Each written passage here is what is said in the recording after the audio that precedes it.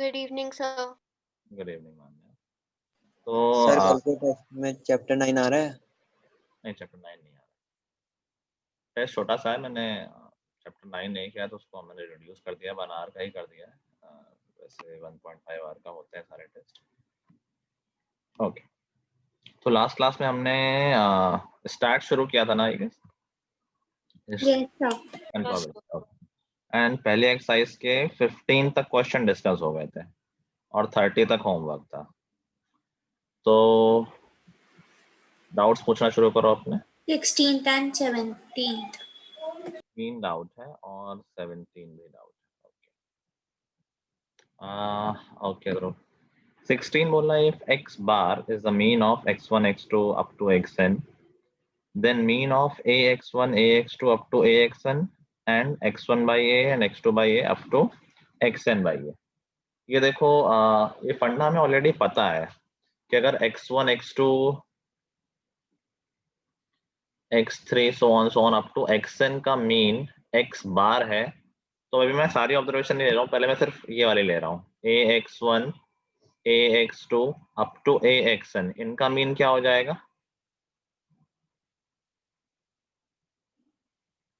इनका मीन क्या हो जाएगा?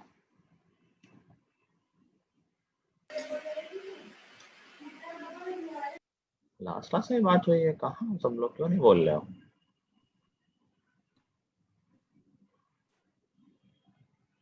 मानने अगर तुम कुछ बोल रहे हो तो आवाज नहीं आ रही है। अगर सारी ऑब्जर्वेशन में कोई कांस्टेंट मल्टीप्लाई होता है तो मीन में क्या हो जाता है? सर एक x constant bar plus multiply a into x bar. ax बार हो जाएगा, सिंपल है बिल्कुल। ऐसे ही एडिशन में होता है, यही सब्ट्रैक्शन में, यही मल्टीप्लिकेशन में और यही डिवीजन में। अगर सारी ऑब्जर्वेशन में कोई ऑपरेशन हो रहा है तो मीन में भी वही ऑपरेशन हो जाएगा, फाइनल रिजल्ट ऐसा ही आएगा।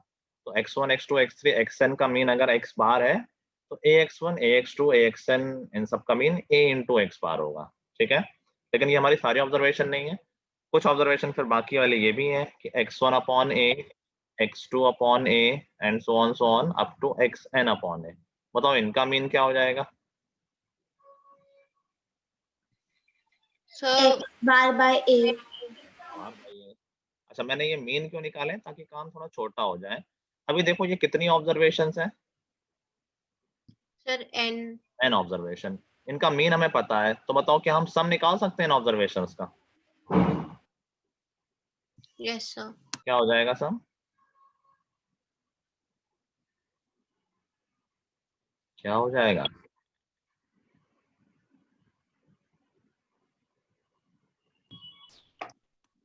लास्ट क्लास में हुए तो हैं कई क्वेश्चन, बोले तो सर nx बार मीन क्या होता है? Sum of observations divided by number of observation. तो सम का फॉर्मूला यहां से क्या बन गया? क्रॉस कर दोगे तो सम आ जाएगा ना। सम ऑफ ऑब्जर्वेशन क्या आ जाएगा? Sum of observations is equal to nx bar mean into number of observation, बोल सकते हैं ना। वही फॉर्मूला है, बस क्रॉस मल्टीप्लाई कर दिया है। अब देखो जिस लाइन की मैं बात कर रहा हूँ, जहां मैंने अंडरलाइन किया है, वहां हमें नंबर ऑफ ऑब्जर्वेशन भी पता है और मीन भी पता है, तो इन सब का सम कितना हो जाएगा? ये रहा मीन और ऑब्जर्वेशंस है n, क्या हो जाएगा मीन? nax बार nax पर। और पूरी क्लास कहाँ है? बोल क्यों नहीं रहा है कोई कुछ? सब गायब क्यों? तनिष्का, दीपेश, सूर्यांश, क्या इशू है? वही चीजें बार बार हो रही हैं, वही बेसिक फंडे हैं, उसमें भी तुम लोग रिप्लाई नहीं कर रहे हो। थोड़ा एक्टिव रहो क्लास में, कुछ दिन की क्लासें बची हैं।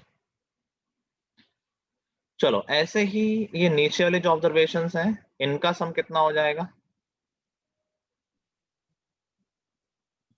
Sir nx bar by a। Number of observations into mean, यही तो होता है सम ऑफ ऑब्जर्वेशन। अभी बताओ इन सारी ऑब्जर्वेशन का सम कितना हो जाएगा? फाइनली तुम्हें मीन चाहिए सबका, तो फाइनल मीन कितना हो जाएगा? सारी ऑब्जर्वेशन का सम, सारी ऑब्जर्वेशन का सम कितना हो जाएगा?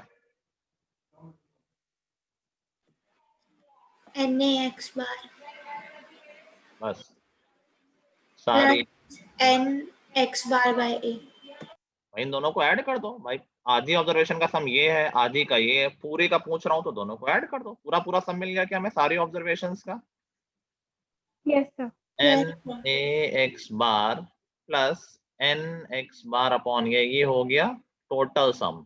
और टोटल नंबर ऑफ ऑब्जर्वेशंस कितनी है? टोटल नंबर ऑफ ऑब्जर्वेशंस कितनी है फाइनली हमारे पास? 2 2n. 2n नहीं, 2 नहीं, ये तो इन सब का मीन था। तो एक्चुअली तो ये ऑब्जर्वेशंस है ना, ये वाली सारी, n ये है और n नीचे है, टोटल तो 2n ऑब्जर्वेशंस है हमारे पास। Yes sir. Yes sir. ठीक है, ऊपर आ चुका है टोटल सम, नीचे आ चुकी है टोटल ऑब्जर्वेशन। अब देखो ऊपर n कॉमन है, तो ये हो गया n कॉमन ले लिया, a x bar plus x bar upon a, और नीचे है 2 और ये n से n कैंसिल, और हमारे पास फाइनल आंसर आ गया। आई थिंक इनमें से कोई एक ऑप्शन होगा। एक्स बार भी कॉमन ले लो तो ऑप्शन दिख जाएगा, एक्स बार कॉमन लेंगे तो ये आ जाएगा एक्स ए प्लस 1 अपॉन ए और अपॉन 2 बाहर लिख दिया, ऑप्शन बी है। ठीक है, मैंने आई थिंक कल भी बता दी ऐसे क्वेश्चन एग्जाम में नहीं आएंगे, बट ये एकदम तुम्हारा पूरा पूरा कॉन्सेप्ट चेक कर रहे हैं। जिसने अच्छे से समझ लिया है कि मीन क्या होता है वही बता सकता है कि इसको कैसे करना है। कुछ बहुत मेहनत का काम नहीं था, सब बेसिस ध्यान रखने थे कि यार हम फाइनली सम निकाल रहे हैं, मीन पता है आधों का, दूसरे आधों का मीन पता है, सबका सम निकालना divide by total number of observation. ठीक है, ओके सर। चलो नेक्स्ट। सर लिखा नहीं अभी। अच्छा सॉरी, लिख लो।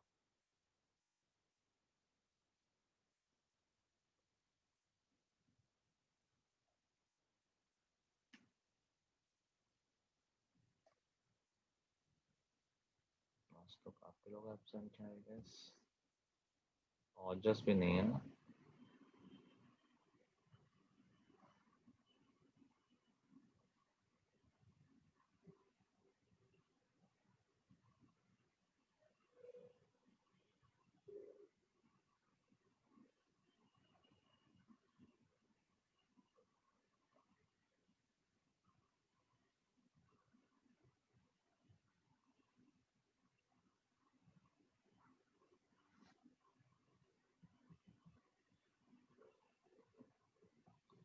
ठीक है सिमरन। Thank you, sir.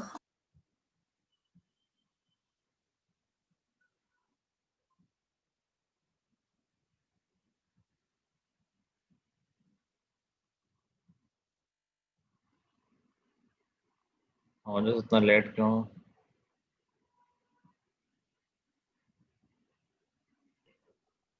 सर मेरा नेट खराब चल रहा था।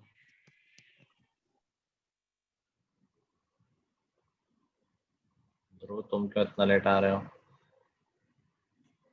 सर मेरा आज नेट बड़ा फ्लक्चुएट कर रहा है। क्या? सर मेरा आज नेट थोड़ा फ्लक्चुएट कर रहा है। कौन सा नेट है तुम्हारे घर का? Sir Airtel. घर पे मिल रही है, इसलिए तुम्हारे घर पे फ्लक्चुएट हो रहा है क्या? सर मेरे लैपटॉप का जो है ना वो थोड़ा सही मतलब रिपेयरिंग के लिए गया था, उसकी इंटरनेट की प्रॉब्लम थी, तो सर ये थोड़ा भी इसमें फ्लक्चुएट कर रहे हैं नेट। होमवर्क किया है? हाँ सर मैंने किया था। कहाँ तक करने थे क्वेश्चन? सर 30। हाँ ठीक है। सर सॉरी सर, इस आज मैं होमवर्क नहीं कर पाई थी। तो सर वो स्कूल का काफी मतलब एक्टिविटी करनी थी, उसके बाद मैं भूल गई थी। सर मैं भी नहीं कर पाया हूँ। होमवर्क किया, कितना टाइम लगा करने में होमवर्क? हाँ मेरे को तो आई थिंक 20-25 मिनट्स लग गए थे। और बाकी लोगों को? 20 15 to 20 minutes. आधा घंटा। नहीं सर वो मैं भूल गई थी बाद में, तो इसलिए सॉरी सर। सर मैं भी नहीं कर पाया था, आज मैथ्स फेयर था सुबह, तो पूरे 2 दिन से उसी में लगे हुए थे उसे ऑर्गेनाइज करने के लिए। सर आपकी आवाज़ नहीं आ रही। आज लगे हुए थे, कल लगे होंगे, होमवर्क तो परसों दिया था, परसों कर सकते थे। सर वो 3-4 दिन से ही लगे हुए थे, अभी काफ़ी समय से चल रहा था इसका, तो कल और परसों पूरे दिन मीटिंग में था। सर आज दूसरी एक्सरसाइज होगी स्टैटिस्टिक्स की। अभी तो हम मैच कर रहे हैं पहले। चलो नेक्स्ट आउट बोलो, आई गेस अब तक लिख लिया होगा। 17th. 17 17 कह रहा है x1 bar, x2 bar, x3 bar and ऐसे xn bar are the means of n groups with n1, n2 up to nn number of observations. Then mean x bar of all the groups taken together. अब देखो तुम लोग ये करोगे, खुद से कर पाओगे, बस मेरे साथ साथ बोलते रहना। एक ग्रुप है कोई, उसमें n ऑब्जर्वेशंस हैं, ठीक है, पहला ग्रुप, उसका मीन है x1 बार। ऐसे ही दूसरा ग्रुप है, उसका मीन है x2 बार। ऐसे ही तीसरा ग्रुप है, उसका मीन है x3 बार। और ऐसे ही nth ग्रुप है, टोटल n ग्रुप है, उसका मीन है xn बार। एक और चीज है, हर ग्रुप में अलग अलग ऑब्जर्वेशन है। पहले ग्रुप में n1 ऑब्जर्वेशन है, दूसरे ग्रुप में n2 है, तीसरे में n3 है, और ऐसे चल चलते आखिरी ग्रुप में nn है। ये सारे नाम लिखे हुए हैं बस। अभी बताओ, क्या हम सारी ऑब्जर्वेशंस के सम निकाल सकते हैं? क्या हम ग्रुप वाइज सम निकाल सकते हैं? बताओ, पहले ग्रुप के ऑब्जर्वेशंस का सम कितना होगा? x1 bar into n1. Same funda, mean into number of observation. Mean है x1 बार, ऑब्जर्वेशन है n1। दूसरे ग्रुप का सम x2 bar into n2 bar n2.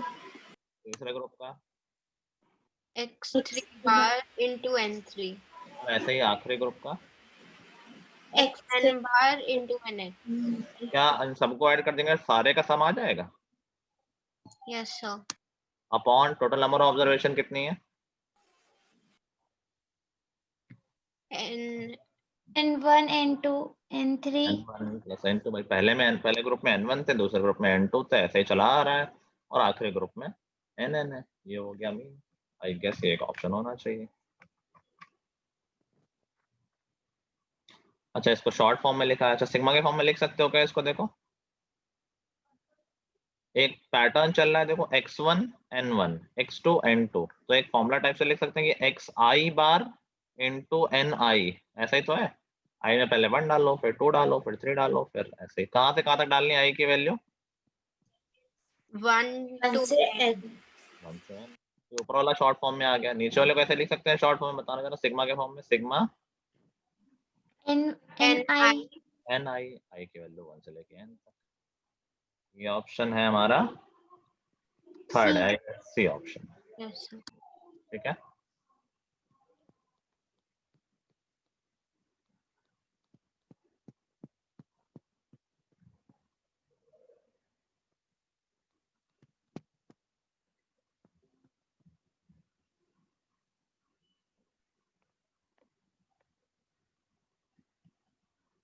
चलो, यही तीनों क्वेश्चन थे जो थोड़े से टेढ़े मेढ़े थे। आई गेस आगे क्वेश्चन नंबर वाले हैं जो कि डुएबल थे, तो आगे इतना ट्रबल नहीं हुआ होगा।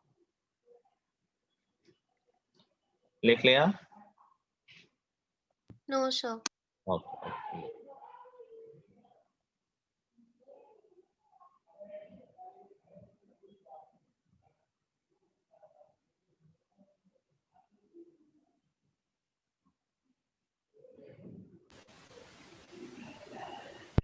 और आप फिर से वो 17 वाला समझा सकते हैं? मैं डिस्कनेक्ट हो गया था बीच में। देखो, मीन दे रखे हैं और नंबर ऑफ ऑब्जर्वेशंस दे रखी हैं अलग अलग ग्रुप की। ये पहला ग्रुप तो है। मेरे को शेड स्क्रीन नहीं दिख रही। फिर से करता हूँ, अब दिख रही है? हाँ सर, अब दिख रही है।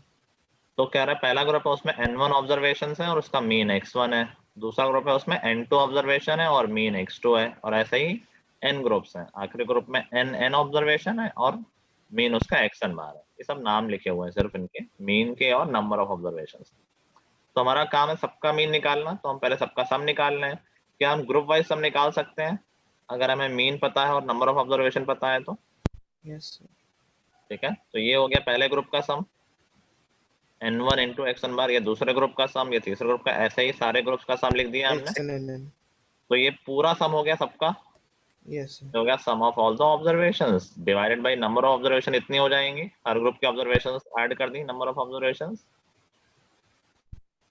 और इसको शॉर्टकट में सिग्मा के फॉर्म में लिख दिया। Yes sir.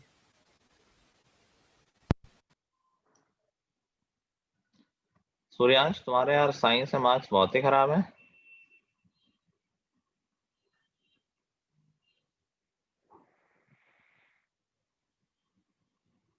Please comment. Media आया हुआ है, कुछ प्रतिक्रिया दे दें।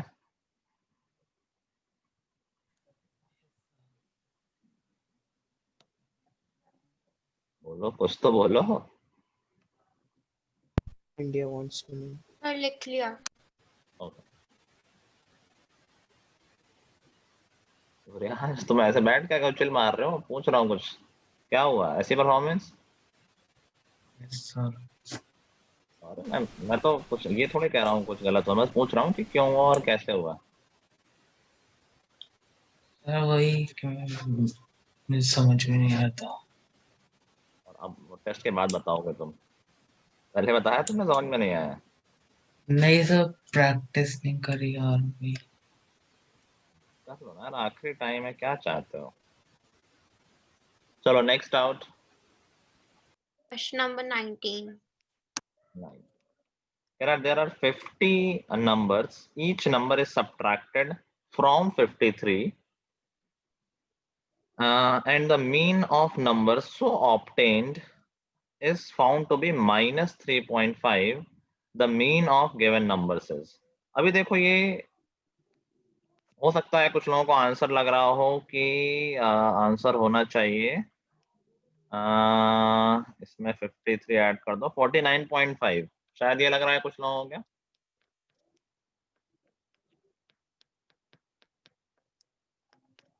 सर मेरा तो आंसर ही नहीं आया। किसी का आंसर नहीं आया क्या इस क्वेश्चन का? ओके, देखो ये क्वेश्चन थोड़ा सा घुमाया हुआ है, कह रहा है कि 50 नंबर्स हैं, वो तो नंबर ऑफ ऑब्जर्वेशंस दे दिए हमें। Each number is subtracted from 53। 53 number में सब्ट्रैक्ट नहीं किया है, 53 से सारी ऑब्जर्वेशन सब्ट्रैक्ट की गई हैं। तो सोचो 50 ऑब्जर्वेशन थी, मैं उनका नाम ले देता हूँ x1, x2, ऐसे x50, ठीक है। और इनका मीन तो नहीं पता है हमें, मीन ऑफ नंबर्स नहीं, ठीक है। अभी क्या किया गया है, सबको 53 से सब्ट्रैक्ट किया गया है, तो नई ऑब्जर्वेशंस क्या हो गई? क्या ये ऐसे हो गई 53 माइनस x1, 53 माइनस x2, ऐसे 53 माइनस x50 हो गई। अब अगर हम इनका मीन निकालें तो क्या आएगा? सबको ऐड कर दो, सबको ऐड करेंगे तो क्या होगा? 53 क्या हर में 53 ऐड होगा? तो क्या 53 50 टाइम्स ऐड हो जाएगा? Yes sir. ठीक है। और ये माइनस कॉमन ले लेता हूं तो क्या ये आ जाएगा x1 plus x2 plus x3 up to x50। क्या ये सारे नंबर्स का सम आ गया है? Yes sir. एग्रीड, ठीक है। डिवाइडेड बाय कितनी ऑब्जर्वेशंस हैं? 50। 50। ये होना चाहिए मीन, और ये मीन दे रखा है I think minus 3.5, yes minus 3.5। Now what we are interested in, we are interested in mean of these numbers. तो देखो हम इसको अलग अलग कर लेते हैं, टर्म बाई टर्म दोनों में अलग अलग डिवाइड कर सकते हैं। a plus b upon c लिखा हो तो ऐसे लिख सकते हैं ना, a upon c plus b upon c. Yes sir. मैं इसको अलग अलग कर देता हूँ दोनों टर्म्स में। तो पहला टर्म क्या बन गया 53 इंटू 50 अपॉन 50, 50 कैंसिल हो गया तो मैं उसको लिख नहीं रहा हूँ, माइनस दूसरा टर्म क्या बन गया देखो x1 plus x2 up to x50 upon 50। अच्छा बताओ, क्या ये जो सेकेंड टर्म लिखा है ये क्या है एक्चुअली में? क्या है? इसको कुछ और लिख सकते हैं क्या? मीन। Yes sir. मीन। यही तो मीन है, यही तो हम ढूंढ रहे हैं। तो देखो इसको हम लिख देते हैं x बार, जो हो गया 53 minus x bar is equal to minus 3.5। तो यहाँ से x बार कितना आ गया? 56.5। 56.5, ठीक है।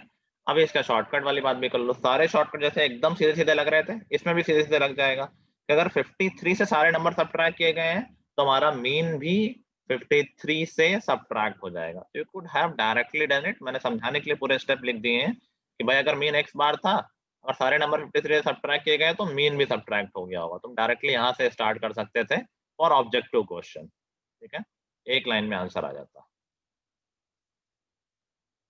सारे नंबर में जो एक्टिविटी होती है मीन में भी वही एक्टिविटी हो जाती है।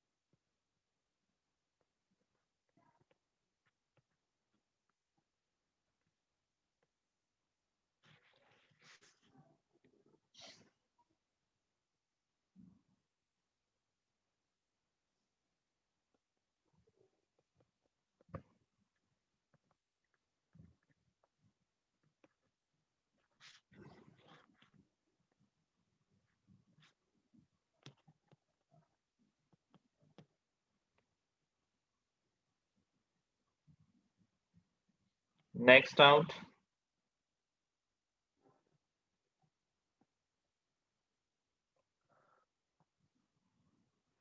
Next out.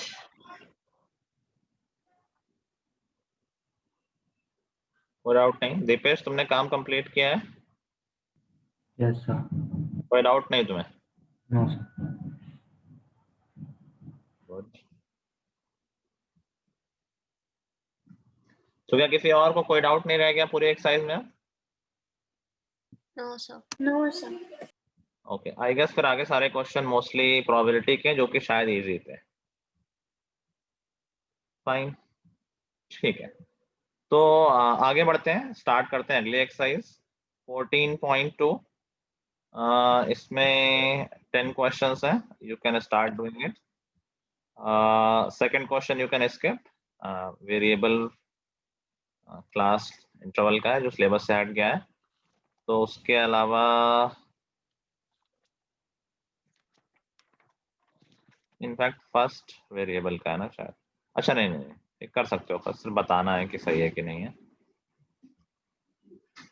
हाँ चलो करना शुरू करो। सेकंड वैसे ऐसा ही क्वेश्चन है, टाइम पास, कुछ खास नहीं है। चलो सारे करना शुरू करो, मैं जब सही टाइम होगा तो बता दूंगा ये कब मैच कराना है। सब लोग स्टार्ट करो। पहले एक्सरसाइज 14.2 पर आओ। आई गेस ये तो सबके हो गई है ना? 14.2 सबके हो गई है? Yes sir. Yes sir. चलो पूछो, कोई डाउट हो तो। सर फिफ्थ में मुझे समझ नहीं आया क्या करना। सबसे पहले किसी का कोई डाउट नहीं है? No sir. सेकंड में डाउट नहीं आएगा किसी को?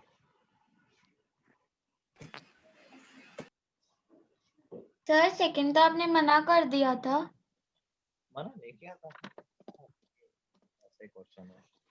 फिर भी सेकंड का आंसर कैसे आया? तुम लोगों क्या आंसर लिखा है? मीडियन। रीजन? सर क्योंकि कोई भी क्वांटिटी मतलब सारी मैंने मीन में कंफ्यूजन था। दूसरे रीजन दे रहे थे कुछ, हाँ बताओ। हाँ सर क्योंकि क्वांटिटी कोई भी सेम नहीं है और बहुत एक्सट्रीम हो जाएगा, पर पता नहीं सर, मुझे लगा।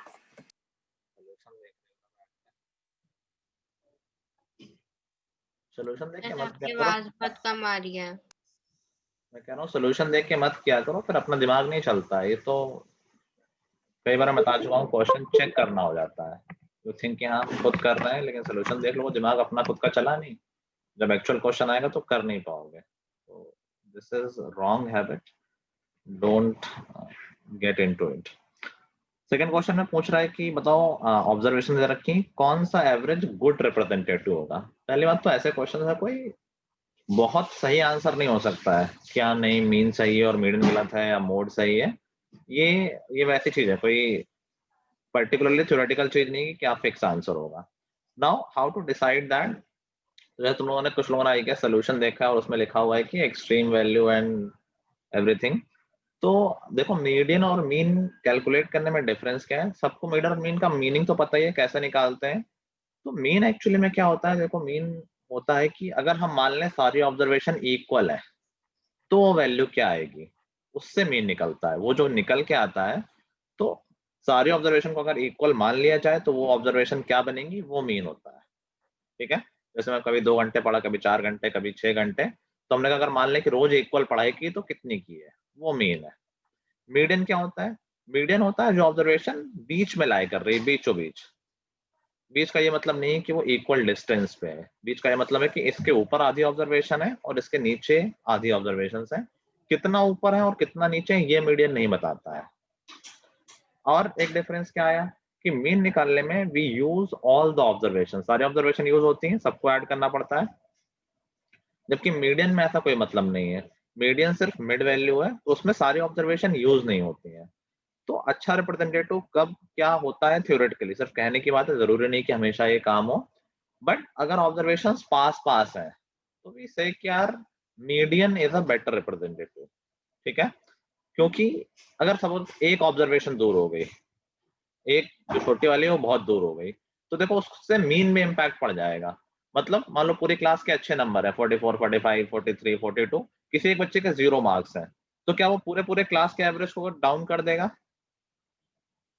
ठीक है, तो इससे इम्पैक्ट ज्यादा पड़ गया कि यार एक ही बच्चे ने गड़बड़ किया लेकिन पूरी क्लास पे इफेक्ट पड़ गया। मीडियन में इससे इफेक्ट नहीं पड़ेगा। अगर सारे बच्चों के मार्क्स ऐसे ही थे 41, 42, 45, तो बीच में वही आएगा, भले ही मिनिमम 0 हो जाए या मिनिमम 10 हो जाए। क्या बीच का ऑब्जर्वेशन चेंज होगी इस केस में?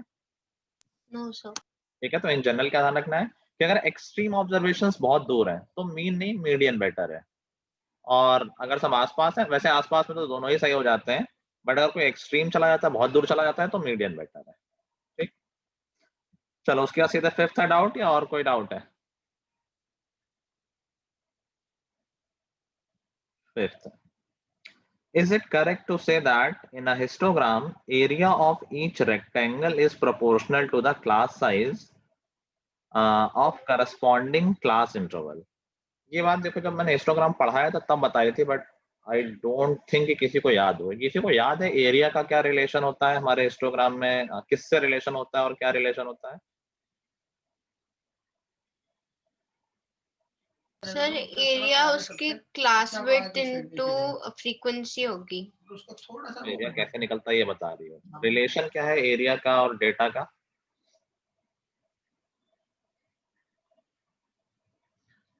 देखो हम जब बार ग्राफ बनाते हैं तो हमें पता है कि यार height of graph is representing the frequency, यही तो होता है। Yes sir. भाई जिसकी हाइट ज्यादा उसकी फ्रीक्वेंसी ज्यादा। बट अगर कोई कह दे कि यार हाइट नहीं एरिया बता रहा है फ्रीक्वेंसी, तो क्या ये भी बात चल जाएगी? अगर इसकी हाइट 4 है, इसकी हाइट 5 है और उसकी हाइट 3 है, तो हमें पता है कि यार बी की फ्रीक्वेंसी सबसे ज्यादा है, बी की हाइट सबसे ज्यादा है, इसलिए बी की फ्रीक्वेंसी सबसे ज्यादा है। एक बच्चे ने ये कहा, दूसरे ने कहा कि नहीं, मान लो सबकी विड्थ 2 है, दूसरे ने कहा कि यार मैं तो एरिया कैलकुलेट कर रहा हूँ, तो सिंस बी का एरिया सबसे ज्यादा है, भाई मान लो ये 2 है तो बी का एरिया 8 हो गया, सॉरी ए का एरिया 8 हो गया, बी का 10 हो गया और सी का 6 हो गया। तो दूसरे बच्चे ने कहा कि सिंस बी का एरिया सबसे ज्यादा है इसलिए उसकी फ्रीक्वेंसी सबसे ज्यादा है। क्या दोनों सही बोल रहे हैं? Yes sir. यहाँ पर ये चल गई बात, दोनों सही बोल रहे हैं, क्योंकि दोनों से रिजल्ट सेम ही आ रहा है और हमेशा सेम आएगा। सेम क्यों आएगा? क्योंकि इन सारे बार्स की विड्थ सेम है। जब विड्थ सेम है तो लेंथ ही, तो जिसकी लेंथ ज्यादा उसका एरिया ज्यादा, सीधी सी बात है। अगर बहुत सारे रेक्टेंगल है, सबकी लेंथ सबकी विड्थ सेम है, तो जिसकी लेंथ ज्यादा होगी उसी का तो एरिया ज्यादा होगा।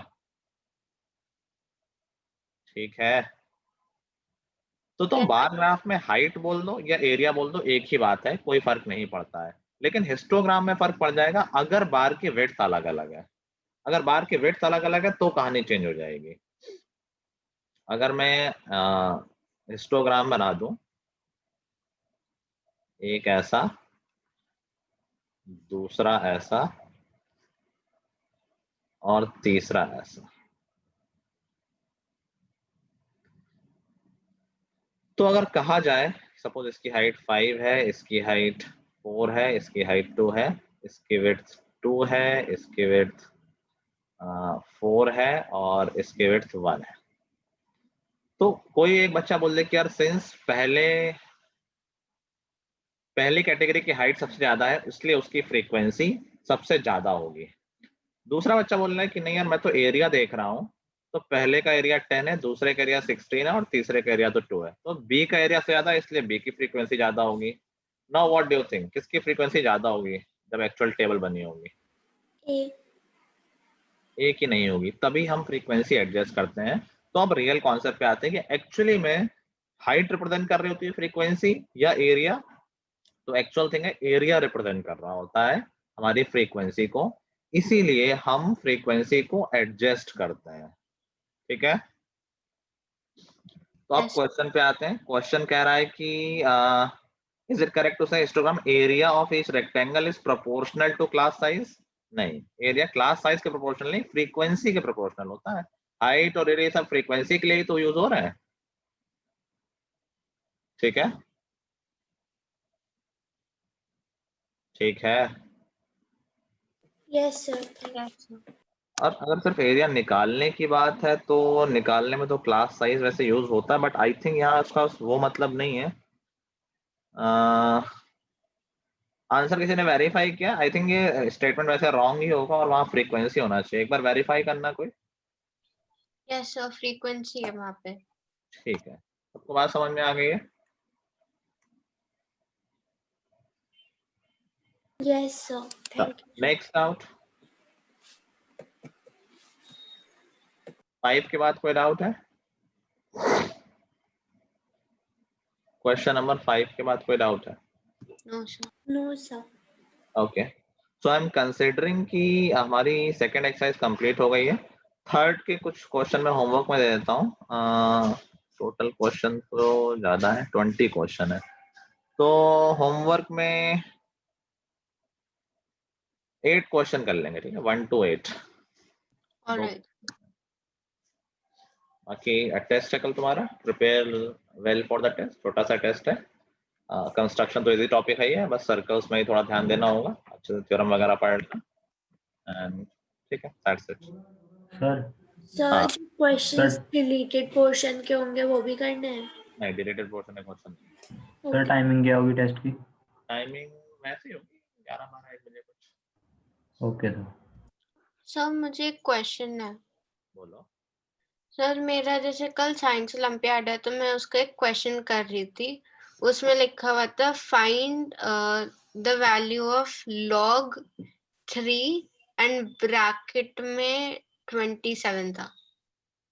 अच्छा ऐसा होगा, log 27 base 3। Yes sir. तुमने log वैसे पहले कभी सुना हुआ है? No sir.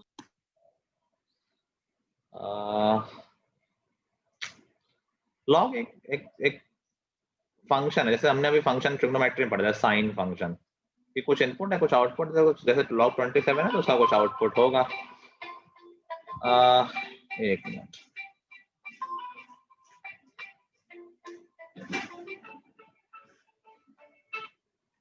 हाँ, तो अभी हम डिटेल में नहीं जा रहे, मैं सिर्फ इतना बता देता हूँ, इसको बेस बोलते हैं और इस नंबर का हम लॉग निकाल रहे हैं। तो log 27 निकाल रहे हैं बेस 3 पर। क्लास और हो चुकी है, इसको जाना हो जा सकता है। तो कुछ प्रॉपर्टीज होती है बेसिक बेसिक। तो देखो हम इसको 27 को 3 क्यूब लिख सकते हैं। यस और सर। सबसे पहली प्रॉपर्टी सीखो log की, कि log किसी नंबर की पावर अगर है तो उसको आगे ला सकते हैं हम। log 3 बेस log 3 क्यूब है तो इसको हम ऐसे लिख सकते हैं 3 log 3 बेस 3। ठीक है, जैसे log 100 है तो इसको क्या लिख सकते हैं, बेस कुछ भी हो, बेस से मतलब नहीं इस केस में, तो इसको क्या लिख सकते हैं? 1 log 100। 110 स्क्वायर है ना, 2 आगे ला सकते हैं। क्या ये 2 log 10 लिख सकते हैं इसको? Yes sir. ठीक है, तो ये मैं प्रॉपर्टी बता रहा था बस। किसी भी नंबर का log सेम बेस पे 1 होता है, log 3 बेस 3 1 होगा, तो यहाँ पर आंसर आ गया 3। ठीक है, तो तुमसे बेसिक क्वेश्चन ही पूछेगा तो ये प्रॉपर्टी याद रखो, किसी भी नंबर का log सेम बेस पे 1 होता है। अगर बोलते हैं log 7 बेस 7 1, log 10 बेस 10 1। अगर बेस में कुछ ना लिखा हो तो समझ जाना बेस 10 है, स्टैंडर्ड बेस को 10 लिया जाता है। तो log जैसे लिखा हुआ है log 1000, बताओ क्या आंसर होगा? अगर बेस नहीं लिखा है तो 10 मान लो,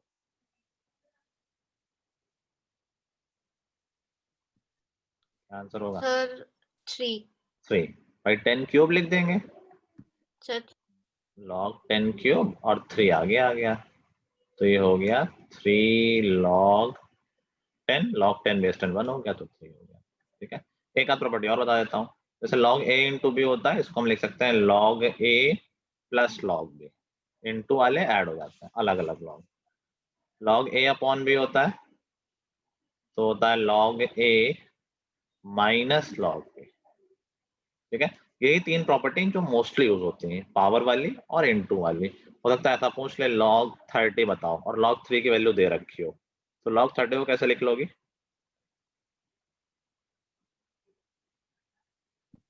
3 into 10।